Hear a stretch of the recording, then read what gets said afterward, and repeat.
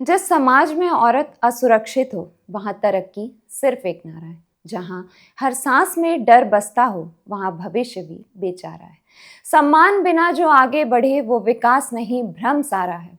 औरत की सुरक्षा से ही तय होता है समाज कितना हमारा है। रेप केवल एक अपराध नहीं, ये किसी व्यक्ति की गरिमा, स्वतंत्रता और मानवाधिकारों पर सीधा हमला है। भारतीय कानून में रेप को सबसे गंभीर अपराधों में से एक माना जाता है, क्योंकि इसका असर केवल शरीर पर नहीं बल्कि जीवन भर मानसिक और सामाजिक स्तर पर पड़ता है। जब हम रेप की बात करते हैं तो हमें अपराध से ज्यादा उस सोच को समझना होता है जो ऐसे अपराधों को जन्म देती है। रेप के मामलों में न्याय केवल सजा तक सीमित नहीं होता, बल्कि पीड़ित को सम्मान, सुरक्षा और भरोसा लौटाना भी उतना ही जरूरी है। चुप्पी अपराध को ताकत देती है, जबकि जागरूकता और कानून मिलकर समाज को सुरक्षित बना सकते हैं। आपको शायद पता होगा कि आज हम रेप की बात क्यों कर रहे हैं। हाल ही में उन्नाव रेप केस चर्चा में बना हुआ है। पूर्व विधायक कुलदीप सिंह सेंगर को दिल्ली हाई कोर्ट ने उन्नाव रेप केस में जमानत दे दी है और इस मामले में सेंगर को सुनाई गई सजा भी सस्पेंड कर दी गई।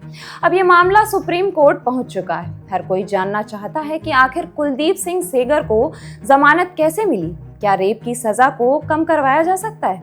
क्या ये राजनीतिक दबाव है? जैसे कई सवाल लोगों के मन में हैं। तो चलिए सबसे पहले जानते हैं कि उन्नाव रेप केस क्या है। उन्नाव केस सिर्फ एक नाबालिग के साथ हुई दरिंदगी की कहानी नहीं, बल्कि सिस्टम, राजनीति और पीड़ितों की सुरक्षा पर बड़ा सवाल भी है। इस दरिंदगी का आरोपी बीजेपी का पूर्व विधायक है। पीड़िता का परिवार 8 साल इंसाफ के लिए लड़ाई लड़ता रहा। इंसाफ मिला भी, लेकिन दिल्ली हाई कोर्ट ने 23 दिसंबर को सेंगर की उम्र कैद की सजा को सस्पेंड करते हुए उसे जमानत दे दी। ये बात है 2017 की, जब उत्तर प्रदेश की एक नाबालिग लड़की के साथ गैंगरेप हुआ। पीड़िता ने आरोप लगाया कि वो नौकरी के सिलसिले में कुलदीप सिंह से मिलने गई थी, जहां उसका यौन शोषण किया गया। इंसाफ न मिलने पर टूट चुकी पीड़िता ने 8 अप्रैल 2018 को मुख्यमंत्री आवास के सामने आत्महत्या करने की कोशिश की। इस घटना ने पूरे देश को झकझोर कर रख दिया।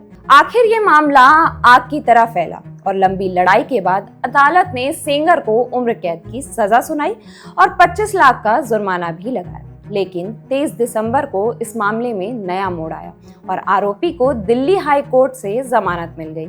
इस मामले में पीड़िता का कहना है कि आरोपी को जमानत मिलना गलत है और अब हम पीछे हटने वाले नहीं।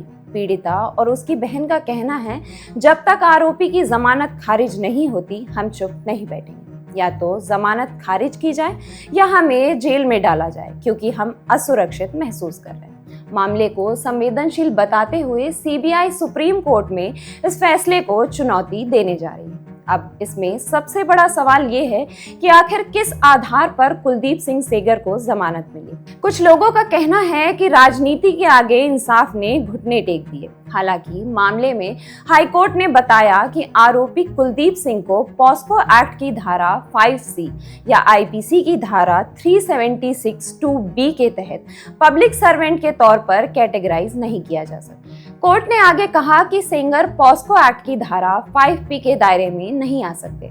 हम आपको सिंपल भाषा में समझाते हैं। दरअसल भारतीय दंड संहिता यानी कि आईपीसी के बलात्कार के मामले के प्रावधान और बच्चे बच्चियों के यौन शोषण से सुरक्षा के कानून पॉस्को के तहत सेंगर को उम्र कैद की सजा दी गई थी। अब इसमें अगर कोई पब्लिक सर्वेंट यानी कि लोक सेवक बलात्कार का अपराध करता है तो आईपीसी की धारा 376(2)B और पॉस्को की धारा 5C के प्रावधानों के तहत उसे 10 साल या उम्र कैद तक की सजा दी जाती है। इन्हीं धाराओं के तहत कुलदीप सेंगर को भी सजा दी गई, क्योंकि अगर कोई लोक सेवक बलात्कार के लिए दोषी पाया जाता है तो उसके लिए किसी आम नागरिक के दोषी पाए जाने के मुकाबले ज्यादा गंभीर सजा निर्धारित होती है।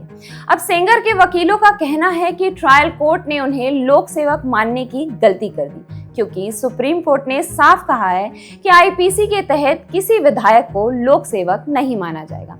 अब लोक सेवक न होने की वजह से दिल्ली हाई कोर्ट ने फैसला सुनाया कि पॉस्को अधिनियम की धारा 5C के तहत सेंगर के खिलाफ अपराध नहीं बनता है, क्योंकि वह लोक सेवक की परिभाषा में नहीं आता। केवल पॉस्को अधिनियम की धारा 3 के तहत अपराध बनता है, जिसकी सजा 7 साल है और सेंगर पहले ही तकरीबन 7 साल और 5 महीने की जेल की सजा काट चुका है। अदालत ने कुलदीप सिंह सेंगर को 15 लाख रुपए के पर्सनल बॉन्ड पर सशर्त रिहा करने का आदेश दिया है। साथ ही 4 शर्तें भी लगाई हैं, जिसमें उसे पीड़ित से 5 किलोमीटर दूर रहना होगा, हर सोमवार को पुलिस को रिपोर्ट करना होगा, पासपोर्ट संबंधित प्राधिकरण के पास जमा कराने होंगे ताकि देश छोड़कर ना जा सके।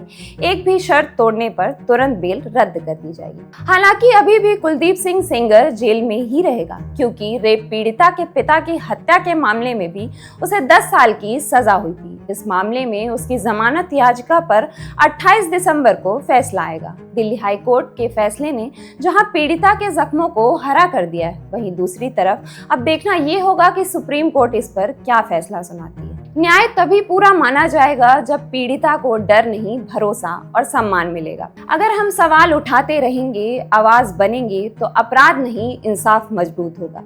बदलाव भले ही कानून से शुरू होता है, लेकिन उसे पूरा समाज मिलकर अंजाम देता है। आज के लिए बस इतना ही। ऐसी ही जानकारियों से जुड़े रहने के लिए देखते रहिए बजर बट्टू दुनिया।